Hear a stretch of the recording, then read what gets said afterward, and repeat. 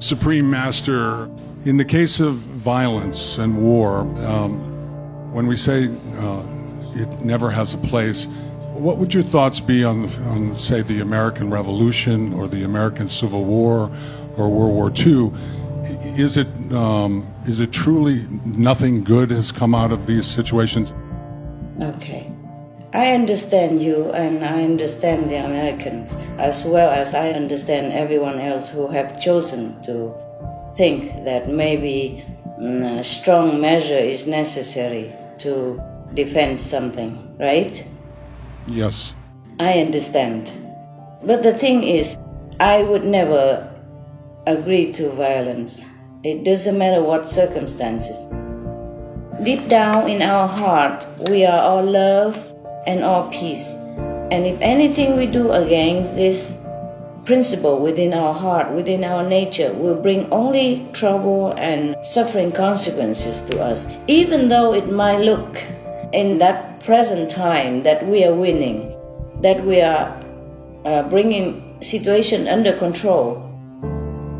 Sometimes we resort to violence or war, and we think that will bring the civilization one step forward, but it's not. In fact, we bring the civilization, the evolution backward.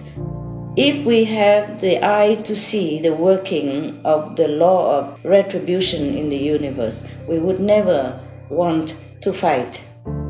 In the universe, everything will take care of itself in time, if we just let it, and if we adhere to the principle of love, meaning that we will not cause harm to anyone, even in self-defense.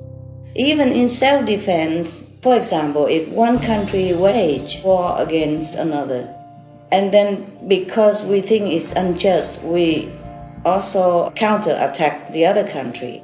Even though we had the right, even though we were the victims, still we have to pay for that.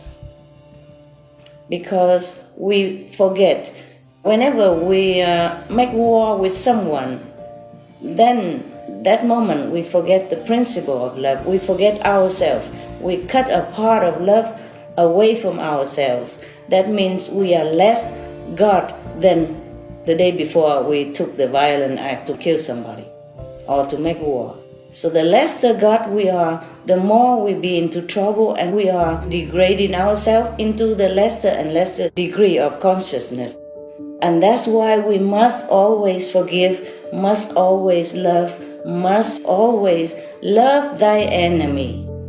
I know it's hard, but that's the only way we can become a higher being and become closer and closer to God. So it's just by a natural course. What you're saying is tyranny would dissipate itself if you just infused it with love. Yes, sir.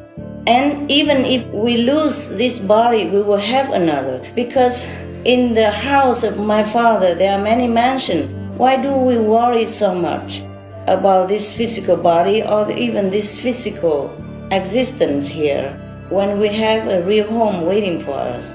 And of course, it's more difficult to do than to say it. But if we are enlightened, if we truly can see the home of heavens while being alive during meditation, then we will not fear losing anything. That's why the Bible says whoever loves life will lose it. Life means the physical existence here. And the true home is for us elsewhere in heaven.